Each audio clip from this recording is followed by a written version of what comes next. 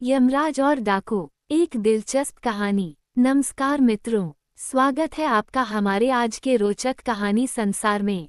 क्या हो अगर यमराज स्वयं धरती पर आ जाएं और सामना हो उनका एक निर्दयी डाकू से।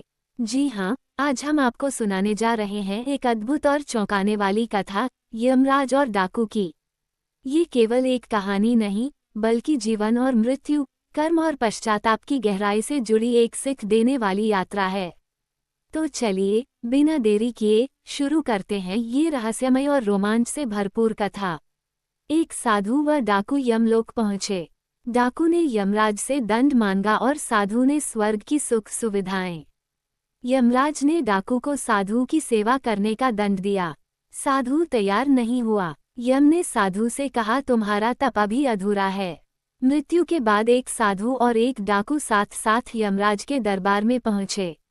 यमराज ने अपने बहीखातों में देखा और दोनों से कहा, यदि तुम दोनों अपने बारे में कुछ कहना चाहते हो तो कह सकते हो। डाकू अत्यंत विनम्र शब्दों में बोला, महाराज, मैंने जीवन भर पाप कर्म किए हैं। मैं बहुत बड़ा अपराधी हूँ, अतः आप जो दंड मेरे लिए तय करेंगे मुझे स्वीकार होगा। डाकू के चुप होते ही साधु बोला, महाराज, मैंने आजीवन तपस्या और भक्ति की है। मैं कभी असत्य के मार्ग पर नहीं चला।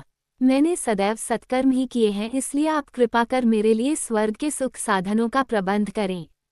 यमराज ने दोनों की इच्छा सुनी और डाकू से कहा, तुम्हें दंड दिया जाता है कि तुम आज से इस साधु की सेवा करो।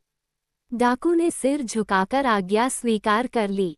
यमराज की यह आज्ञा सुनकर साधु ने आपत्ति करते हुए कहा, महाराज, इस पापी के स्पर्श से मैं अपवित्र हो जाऊंगा। मेरी तपस्या तथा भक्ति का पुण्य निरर्थक हो जाएगा। ये सुनकर यमराज क्रोधित होते हुए बोले, निरपराध और भोले व्यक्तियों को लूटने और हत्या करने वाला तो इतना विनम्र हो गया कि तुम्हारी सेवा करने को तैयार है, और एक तुम हो कि वर्षों की तपस्या के बाद भी अहंकारग्रस्त ही रहे और यह न जान सके कि सब में एक ही आत्मतत्व समाया हुआ है। तुम्हारी तपस्या अधूरी है, अतः आज से तुम इस डाकू की सेवा करो।